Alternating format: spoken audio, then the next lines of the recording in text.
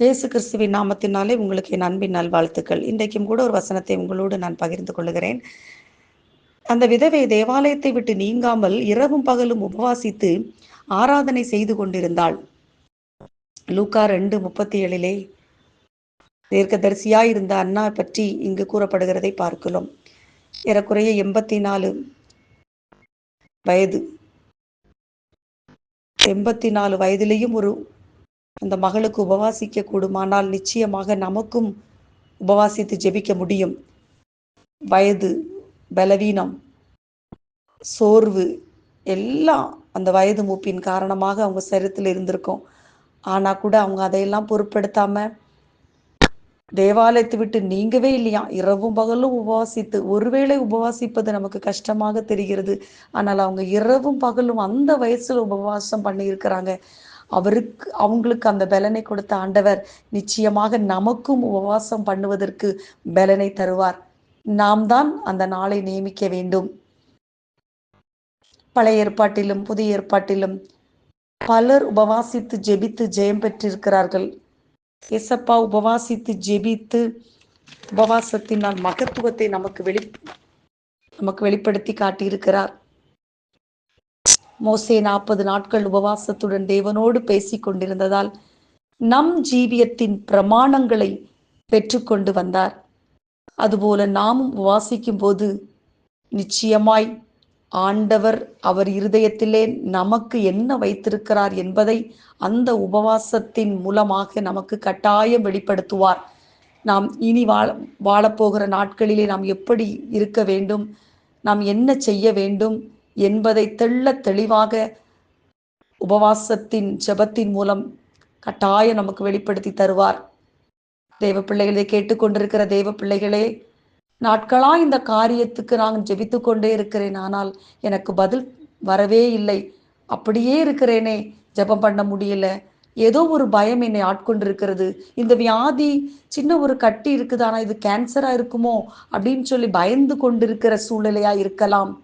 வியாதி என்னை விட்டு போகவே இல்லையே, பணமெல்லாம் ஹாஸ்பிட்டலுக்கு செலவு பண்றேனே, எனக்கு ஒரு விடுதலை வராதா, தரித்திர நிலைமையில் இருக்கிறேனே, என் பிள்ளைங்கள்லாம் ஒரு மாற்றம் உள்ள உலக பிரகாரமா இருக்கிறாங்க, அவங்க ஜெபிக்கிறது இல்ல, ஆவிக்குரிய ரீதியில ஒன்றுமே அவங்க செய்யறது இல்லையேன்னு சொல்லி கலக்கத்துடனே காணப்படுறீங்க. அதற்கு ஒரே ஒரு வழி, உபவாச நாளை இந்த கேட்டுக்கொண்டிருக்கும் பொழுதே நீங்க நியமித்துக் கொள்ளுங்க. வாரத்துல ஒரு நாள் என் குடும்பத்திற்காக தடைப்படுத்துகிற அந்த பிசாசின் வல்லமையை முறியடிக்க நான் உபவாசிக்க போகிறேன் என்று சொல்லி ஒரு தீர்மானத்தை எடுங்க.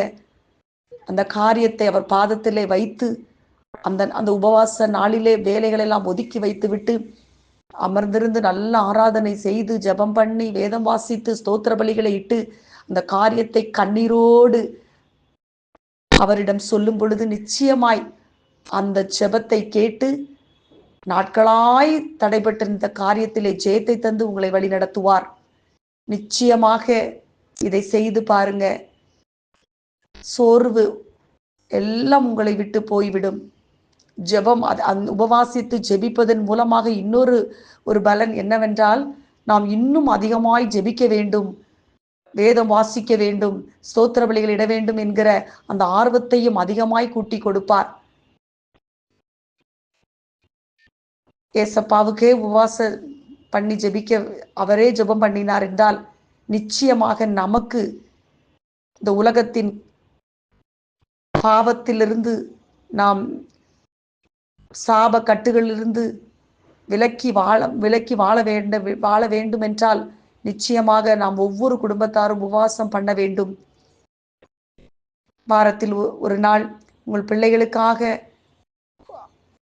உபவாசம் பண்ணி ஜெபம் பண்ணுங்கள்.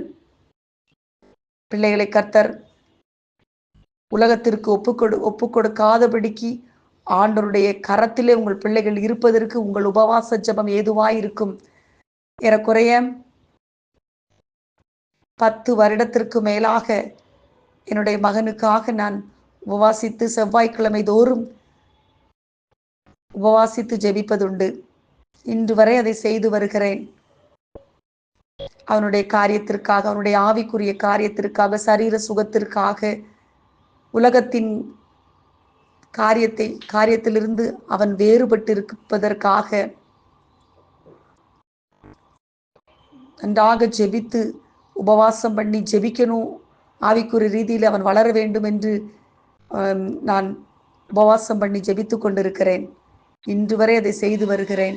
நீங்களும் உங்கள் பிள்ளைகளுக்காக தொடர்ந்து உபவாச ஜெபம் பண்ணுங்கள். அந்த நாளை நியமியுங்கள். நிச்சயமாக உங்களுடைய பிள்ளைகளுடைய வாழ்க்கையில பெரிய காரியங்களை செய்வார். என் பிள்ளை இப்படி இருக்கிறானே, குடிக்கிறானே என்று சொல்லி அநேக பெற்றோர்கள் கவலைப்படுகிறதை நாங்கள் பார்க்கிறோம். அதற்கு ஒரே வழி சும்மா ஜெபிப்பது அல்ல, ஒரு உபவாசத்தோடு அந்த காரியத்தை ஆண்டவர் பாதத்திலே வைத்து ஜெபிக்கும் பொழுது அந்த காரியத்திலே கர்த்தர் நிச்சயமாய் விடுதலை தருவார். இன்றிலிருந்து அதை செய்து பாருங்கள்.